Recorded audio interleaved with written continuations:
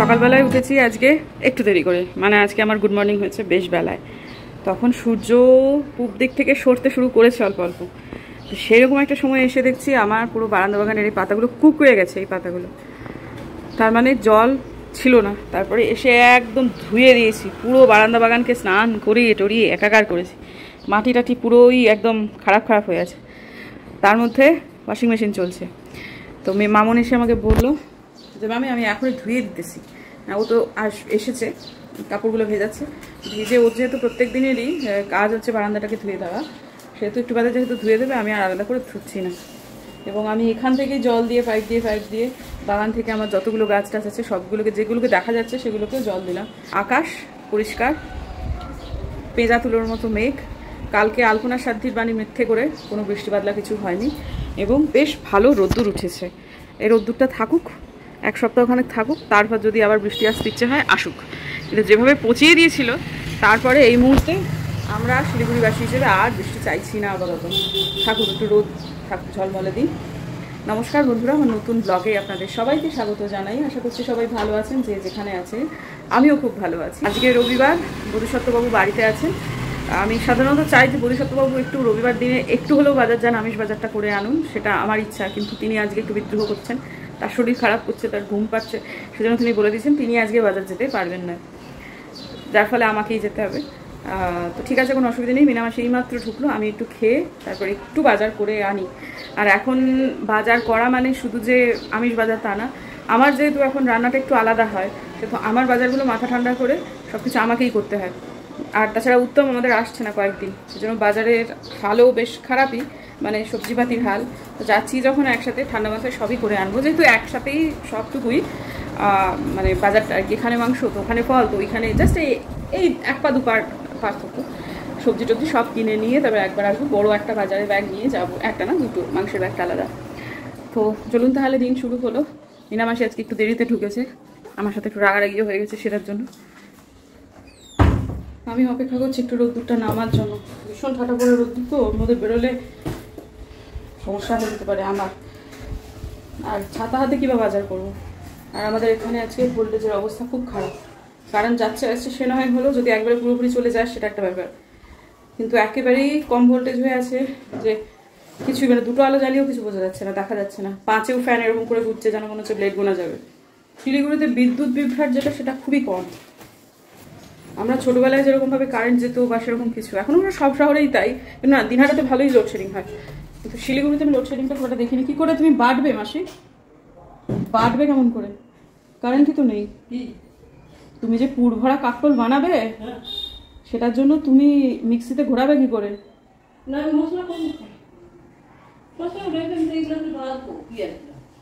ও আচ্ছা, বাজারে ব্যাগটা দাও তাহলে। এইমাত্র মামুন কাপড় ঘষে ঘষে হাঁটছো, তুমি পরবে আছাড়। এই যে মামুন এক্ষুনি ঘরটা মুছে গেছে, মিনামাসি কাপড় ঘষে ঘষে হাঁটছে। হ্যাঁ, আর কালকে নেবো ওগুলো। ওগুলো কালকে, আজকে ইয়ে আসেনি, উত্তম আসেনি। ওগুলো আমি যেটুকু একবারে না আনলেই নয় সেটুকুই করি বাবা। ঘরে মাথা ব্যথা পড়ে থাকবো, কারেন্ট নেই কিছু না। আর এই এত অল্প ইয়েতে এসি গেসি কিছুই চলবে না। কারেন্ট আসলো ঠিক কি, কিন্তু কারেন্টের ভোল্টেজ একেবারেই কম, ভোল্টেজ কম। বন্ধ করে দেওয়ার আগে আপনাদের দেখাচ্ছি, দেখুন ভোল্টেজের অবস্থা কি। হঠাৎ এরকম কেন হলো ভগবান জানে। অন্যান্য ছোটোখাটো যা যা কিনবো ভেবেছিলাম সব প্ল্যান বাতিল, শুধু মাংস নিয়ে চলে আসো। একটা পেঁপে নেবো, মাংস নেবো, আর একটু টমেটো নেবো, ব্যাস। মাঝে মাঝে মনে হয় যে নিজেকে না, নিজের ঘাট ধরে যদি বাড়ি থেকে একটু বার করা যেত, তাহলে বোধহয় সেটাই করা উচিত। কারণ এই যে বাড়ির ভেতরে বসে ওরি বাবারে কি গরম কি গরম, বাইরে বেরিয়ে দেখছি কত মানুষ, প্রত্যেকেই নিজের নিজের কাজে বেরিয়েছে, প্রত্যেকেরই নিজের জীবনের লড়াই আছে। আর সেখানে আমরা সবাই ওই ঘরের ভেতর উড়ি বাবারে কি কষ্ট হচ্ছে কি কষ্ট হচ্ছে। হ্যাঁ, এটা ঘটনা যে আমার রোদ্দুর একটা সময় পর্যন্ত বেশি মাথায় লাগলে প্রচণ্ড মাথার যন্ত্রণা হয়, আমি শয্যাশায়ী হয়ে পড়ি। কিন্তু ভাবছি কতদিন আর এটাকে পাত্তা দিয়ে থাকবো, তাই বলে কি রোদ্দুরের সময় বাড়ি থেকে বেরোবো না? এই যে বেরোলাম, দেখুন বিমলাদির সাথে কথা বলতে বলতেই বেরোলাম। বিমলাদির আর শোধরাবে না, এই বাড়ির সামনেটা এত সুন্দর করে দিয়েছে, সেখানেই ও কাপড় মেলবেই। আর একটু আগে না আমি এই আলমারিগুলোকে আমাদের বাড়ির সামনে দিয়ে নিয়ে আসতে দেখছিলাম। এটা এই সামনে আমাদের এক প্রতিবেশীর বাড়িতে এরা পৌঁছে দিচ্ছে, ভালোই লাগবে। রংটা খুব সুন্দর লেগেছে আলমারিটা। যাই হোক, সবাই নিজের নিজের কাজ করতে বেরিয়েছে। এই যে টোটোওয়ালা ভদ্রলোক আমাকে নিয়ে পৌঁছে দিচ্ছেন একটা জায়গায়, আমি বাজার করতে যাচ্ছি। আর এই যে বেশ কিছু দুষ্টু গেছো বাচ্চা, তারাও তাদের কাজ করছে। এই বয়সে এইসব খুব একটা গরম, ভীষণ ঠান্ডা, এই অনুভূতিটা আমাদের তুলনায় অনেকটাই কম থাকে। এই বয়সে আমরাও এরকম বদমাইশি প্রচুর করেছি। আমি তো গ্রামের মেয়ে, আমি তো প্রচুর করেছি। তো অম্বুবাচী চলছে, তো এখন তো ওই মাটি কর্ষণ করা যায় না, কিন্তু এই জায়গাটাতে একজন ঠেলাওয়ালা, তিনি যথেষ্ট রিজনেবল প্রাইসে অনেকগুলো ফুল গাছ বিক্রি করছেন।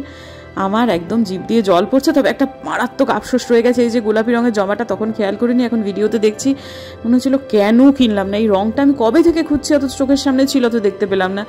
কিনলাম অ্যালামন্ডা, একটা হলুদ আর একটা হচ্ছে এরকম লাল। লালটা পৃথাদির বাড়িতে দেখেছি, শেয়ার করেছিল ফটো, দেখে যে এত ভালো লেগেছে তখন থেকে। এটা খুব বেশি দিন আগে কিন্তু আমি দেখিনি, কিন্তু যেদিন থেকে দেখেছি সেদিন থেকে মনে হচ্ছে কবে এটা কিনবো, কবে এটা কিনবো। এইরকম চোখের সামনে ভগবান এনে দিলেন, মানে প্লেটে করে পোলাও মাংস দিলেন, বললেন ঝিনুক খা। আমার ব্যাপারটা তাই, না খেয়ে থাকা যায়? তো যাই হোক, তারপর মিনামাসি যা যা বলেছিলেন মোটামুটি নেবো না করে সবই নিয়েছি। মাংস কিনেছি, ফল কিনেছি, সবই করেছি। তবে বাজারের ব্যাগটা হয়ে গেছে ছোট, জন্য অল্প অল্প করে নিয়েছি। তারপর রোদ্দুর প্রচণ্ড জন্য এক জায়গা থেকে রিক্সা নিলাম, নিয়ে 2টো গাছ কিনেছি। সে 2টো গাছ ভদ্রলোক তুলে দিলেন। তুলে দিয়ে যখন ফিরছি তখনও খেয়াল করলাম না যে অত সুন্দর যে পিঙ্ক, আমার বেবি পিঙ্ক রঙের যে জবাটা সেটা রয়েছে। মানে আমার যে এত আফসোস হচ্ছে এই জবাটা না, জানেন তো, আমরা কালিম্পংয়ে যখন আমি আর বুম্বাদা টুপুর ঘুরতে গেছিলাম, তখন একটা মন্দিরেতে গেছিলাম যেটার মান্যতা কালিম্পংয়েতে প্রচণ্ড। সেই মন্দিরের সামনে একটা গাছ ছিল, ঝুমঝুম করে ডালে ডালে ফুল হয়েছিল, সেখান থেকে ডাল একটা ভেঙেছিলাম, কিন্তু ওটা বাঁচানো যায়নি। কয়েক পিস তরমুজ নিয়েছিলাম, বেশ কিছুটা খাওয়া হয়ে গেছে কিন্তু বড় বড় পিসগুলো, কারণ ছোটবেলা থেকে আমাদের ঠিক এইরকমভাবে তরমুজ খাওয়ার চল নেই। কেটে পেয়ারা খাওয়া, কেটে কেটে বিচি কাঁটা চামচ দিয়ে বার করে করে দেবে আলপনা দিয়ে, সেভাবে আমরা কখনোই তরমুজ খাইনি। মা বড় বড় ফালি করে দিত, সেটা নিয়ে পুটিমারির বাড়িতে গিয়ে কামড়ে কামড়ে থু থু থু থু করে এদিক ওদিকে ওই ফেলতাম, বিচি ফেলে ফেলে খাওয়া। তো যাই হোক, এখন আলপনা দিয়ে দিল, কিছুটা খাওয়া হয়ে গেছে। আজকে আবার বড় স্লাইস করে দিয়েছিল, থুথু করে ফেলিনি, নির্দিষ্ট একটা জায়গায় ফেলেছিল। হ্যাঁ, তারপরে উপরে বরের আর মেয়ের জন্য নিয়ে এলাম। আপাতত এটা খাচ্ছি, এরপরে খাবো হচ্ছে আনারস। আনারসটা খাওয়ার পর আবার খাবো জাম। খাওয়া লেগেই আছে, ডায়েটিং জিন্দাবাদ। আজকে জানি না কেন আমি উপরের ফ্লোরটাতে একটা বিচ্ছিরি গন্ধ পাচ্ছি, বিশেষ করে এই যে উপরের ঘরটা, বারান্দাটা, এই ঘরটা সব মিলিয়ে মিশিয়ে। ওই যে মুরগির দোকানে যে মুরগি কাটলে যখন সেই বিচ্ছিরি একটা গন্ধ থাকে না, ওই গন্ধটা পাচ্ছি। দেখি আমাদের অম্বুবাচীর আকাশ কীরকম ঝকঝক করছে, কোনো বৃষ্টির লক্ষণ দেখতে পাচ্ছি না, এটা তো হওয়ার কথা নয়। আর যা গরম দিয়েছে আজকে, ওরে বাপ রে বাপ, একদম হাল খারাপ করে দিয়েছে। আর এই সময়টাই আমি দেখেছি, এটা আগাগোড়াই আমি লক্ষ্য করেছি। উত্তরবঙ্গের যারা আমার ভিডিও দেখছেন তারা হয়তো এই ব্যাপারটার সাথে রিলেট করতে পারবেন। যখনই আমাদের বাচ্চাদের সামার ভ্যাকেশন পড়ে তখন আবহাওয়া খুব মনোরম হয়ে যায়, বৃষ্টি হয়, হ্যাঁ ঠান্ডা ঠান্ডা ওয়েদার হয়ে যায়। যেই তাদের স্কুল খোলার টাইম হয় একবার তেড়ে গরম পড়ে, মানে সামার ভ্যাকেশন কথাটা পুরোপুরি মিথ্যে করে দেয়। উত্তরবঙ্গে তো হয়ই। টুপুর সেই কোন কাল থেকে, আজ ডিপিএসেই পড়ছে, এই নিয়ে বোধহয় 13 নম্বর বছর, নার্সারি প্রেপ মিলিয়ে। তা এই 13 বছর ধরে আমি একই জিনিস খেয়াল করছি। হ্যাঁ, তার আগে তো প্লে স্কুলে পড়তো, কোলে স্কুলে যেত, সেটা অতটাও বোধ হয়নি। কিন্তু এই ফর্মাল স্কুলে ভর্তি হওয়ার পর থেকে আমি প্রায় প্রত্যেক বছরই এটা খেয়াল করছি। যখন সামার ভ্যাকেশন থাকে তখন ওয়েদার মনোরম থাকে, আর যেই স্কুল খোলে একেবারে, মানে যে জন্য সামার ভ্যাকেশন দেওয়া, আমটিকে মিথ্যে করে দিয়ে ওই সময়টাতেই পুরোপুরি গরমটা পড়ে একেবারে সাংঘাতিক। ওইখানে কিছু একটা পৌঁছেছে জানেন তো, দেখুন চিল উড়ে বেড়াচ্ছে। এটা শকুন নয়, চিলি। ওটা এফসিআই গোডাউনের একটা জায়গা। আর আকাশটা খুব সুন্দর হয়ে আছে, খুবই সুন্দর লাগছে দেখতে। কিন্তু বাবা যাই বলুন আর তাই বলুন, যা বৃষ্টিটা খেয়েছি আমরা কদিন, না বাপু, এখন গরম পড়ুক আর যাই পড়ুক, একটু ভাই রোদ্রু লাগে। চিল উড়ে উড়ে এদিকেও চলে আসছে, কি ব্যাপারটা হলো বললাম, একটা কটু গন্ধ পাচ্ছি আমি, বিচ্ছিরি একটা গন্ধ পাচ্ছি। কি হলো ভগবানই জানে। ইতিমধ্যে এদিকে তাকাতে তাকাতে আমার টমেটোটা দেখে ফেললাম, ভালোই লাগছে। আহা হা, যদিও খুবই ছোট, একদম এইটুখানি, কিন্তু তাও যতটুকুই হোক দিয়েছে তো। একটা যখন দিয়েছে তখন আরও দেবে। ও বাবা, ওদিকে আর একটা হয়েও গেছে, এই যে ওই যে আর একখানাও হয়ে গেছে, আরও হবে। দেখতে পাচ্ছি আরও হবে। এইরকম আবহাওয়া যেটা হওয়ার সেটাই হচ্ছে, ঘরে ঘরে জ্বর, ঘরে ঘরে শরীর খারাপ। আমার শ্বশুরমশাই আজকে পড়েছেন, তার শরীরটা বেশ খারাপ হয়েছে।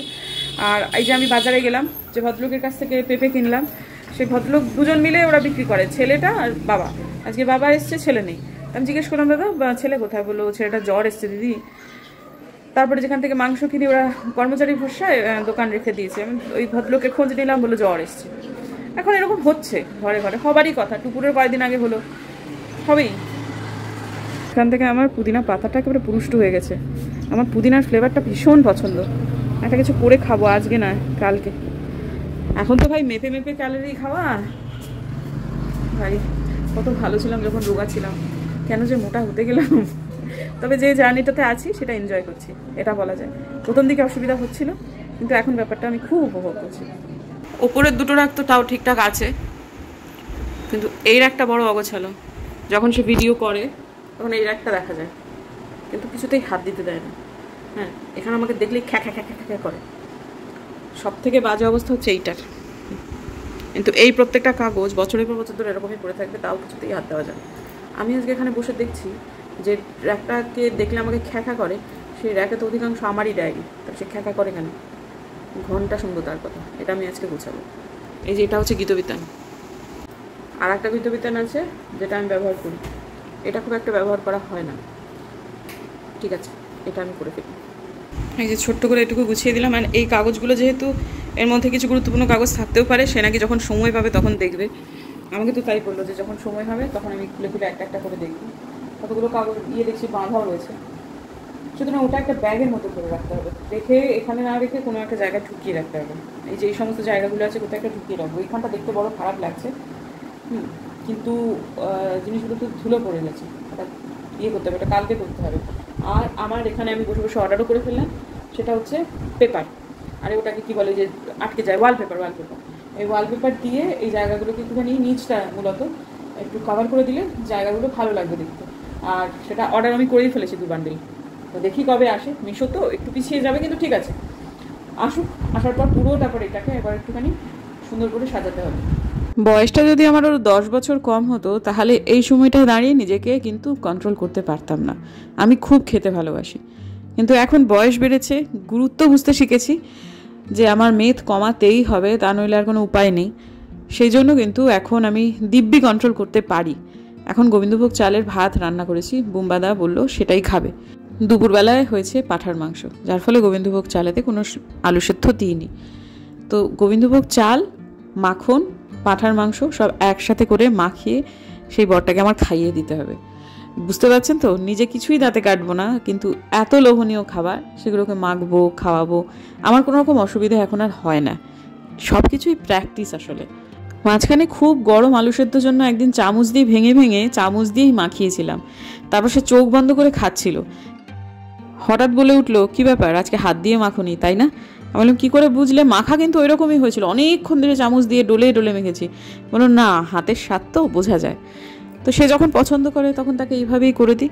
আসলে মানুষটা সারা সপ্তাহ ধরে এত অতিরিক্ত পরিশ্রম করে যে একটা দিন বড় ক্লান্ত হয়ে যায়, সেই জন্যই খাইয়ে দেওয়া। আর ওই যে আমাদের দাদা দিদিরা বলে থাকে, আমার বোন নাকি বউয়ের আদরে বাঁদর হয়ে যাওয়া স্বামী। হোক গে বাঁদর, তাও সই, বরই তো। কমপ্লিট করে ফেলেছি। এতক্ষণ জানলাটা খোলা ছিল, বিদ্যুৎ চমকাচ্ছে দেখতে পেলাম, মাঝে মাঝে একটুখানি হাওয়াও দিচ্ছে, সেটাও দেখতে পেলাম। কিন্তু বৃষ্টি এখনো নেই, খুব গরম। বৃষ্টি এবার হলে হয়, খারাপ হয় না। কিন্তু যাই হোক, অম্বুবাচীতে বৃষ্টি হওয়াই উচিত। কিন্তু এখন আমি এলাম হচ্ছে জল ভরতে, কারণ আমার জল শেষ। সেটা ভরে নিলে পরে তবে আমার কাজ শেষ হবে আজকের দিনের জন্য। তেনাদের সবাইকে দুজনকেই ভাগে ভাগে খাইয়ে দিয়েছি। প্রথমে মেয়ের বাবাকে দিলাম, কারণ মেয়ে তখন বললো যে মা আমি একটু পরে খাবো। তো আমার ডিনার হচ্ছে পেঁপে, খাওয়া অনেকক্ষণ আগে হয়ে গেছে। কি যন্ত্রণা বলুন তো, পাঁঠার মাংস, গোবিন্দভোগ চালের ভাত সব মেখে মেখে অন্যের মুখে খাইয়ে দিচ্ছি, নিজে খেতে পারছি না। এটাই হচ্ছে মোটা হওয়ার মানে পাপের ফল আর কি। তো ঠিক আছে, আর কি করা যাবে, কেটে গেল আর একটা দিন। এবং এই যে আর ব্যায়ামের কথা যদি বলেন, তাহলে এই যে এখন আপনাদের সাথে সমস্ত কথাবার্তা শেষ হবে, তারপর পোশাক ছেড়ে তারপর আমি ব্যায়াম করব। যদিও আজকে প্রায় ঘন্টাখানেক ছাদে হেঁটেছি সকালবেলাতে, হ্যাঁ, কিন্তু হ্যাঁ ঘন্টাখানেক, এবং ননস্টপ হয়নি, ঠিক কথা, মাঝখানে দুবার নামতে হয়েছিল কাজেতে, কিন্তু হেঁটেছি 1 ঘন্টার ওপরেই হেঁটেছি। কিন্তু সেটা হবে না, একটু আমার যোগ ব্যায়াম যেটা সেটা করতে হবে। স্পেশালি আমার পিঠের মেদ নিয়ে একটুখানি চিন্তাভাবনা রয়েছে, মানে একটু বেশি আর কি।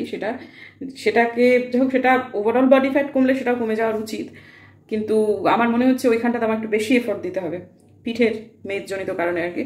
তো সেটা নিয়ে আজকে একটু ওই এক্সারসাইজে আজকে মেইনলি বেশি করে করব, হাত পিঠ। আর প্রত্যেক দিনই আমি জিমেতে পায়ের এক্সারসাইজ হয়, তো ওটা নয়, আজকে আমার পিঠের এক্সারসাইজের জন্যই আর কি মেইন এখন যেটা করব। কিন্তু তার আগে ব্লগটাকে আমার শেষ করতে হবে। তো এখন আপাতত এই জলটা ভরে নিই। যতই গরম থাকুক বন্ধুরা, আমার ব্যায়ামও করতেই হবে। আর আমি ঠিক করেছি যে এখন ওই 3 বার 4 বার করে চানটা এখন করবো না, কারণ সময়টা ঠিক না। করলেই করা যায়, কিন্তু কখন হুট করে লেগে যাবে ঠান্ডা, তখন হয়ে যাবে মুশকিল। যদিও এতটাই গরম, কিন্তু তাও ঠান্ডাটা লেগে যাবে। আমি যদি সন্ধ্যেবেলাতে বা অন্য কোনো সময় ব্যায়াম করতাম, তাহলে ব্যায়াম করবার পরে দুপুরবেলা আজকে আমি করতেই পারতাম না, এতটাই গরম ছিল।